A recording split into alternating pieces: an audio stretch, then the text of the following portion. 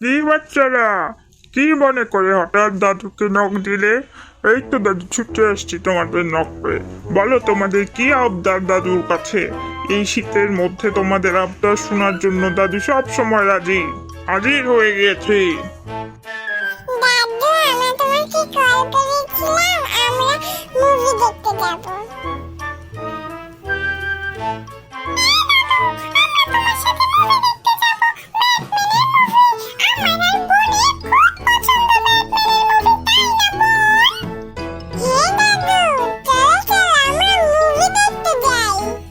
কিন্তু বাচ্চারা, এই শীতের মধ্যে মুভি দেখতে যাব?